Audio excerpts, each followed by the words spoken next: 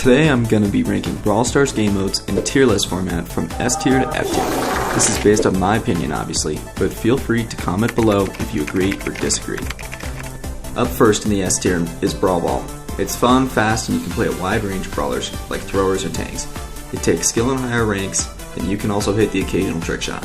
There aren't many downsides for Brawl Ball, although sometimes it's annoying because of the bad randoms, who miss open shots and die all the time.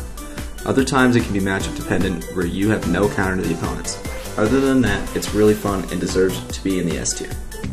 Up next is going to be Solo Showdown, which is going to be in the C tier.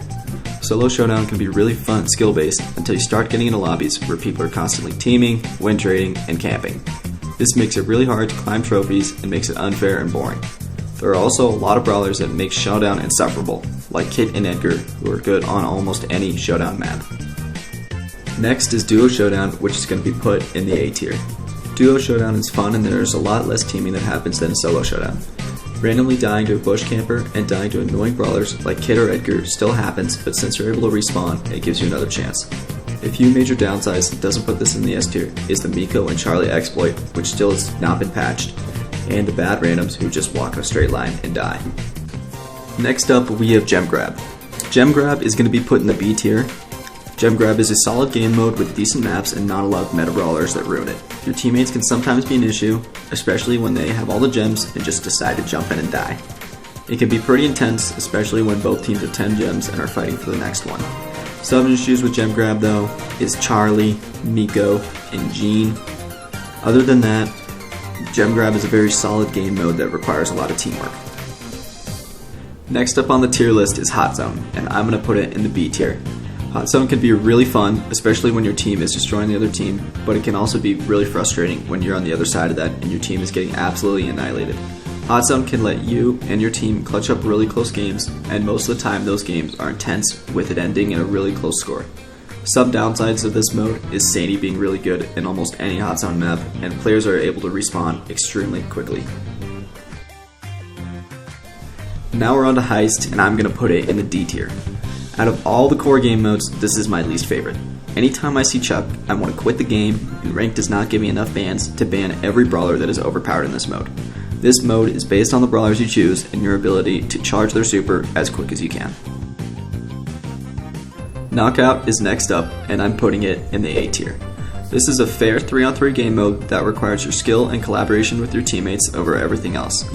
However, this game mode can be frustrating when you get a matchup that totally counters your team or a teammate that has no patience. Other than that, this game mode favors snipers and throwers, which can sometimes be annoying. Wipeout is very similar to Knockout and will be put in the A tier. I believe this mode is good, but not better than Knockout because Knockout has no room for errors, but Wipeout does. Wipeout has a lot of action and allows someone to play a wider range of brawlers.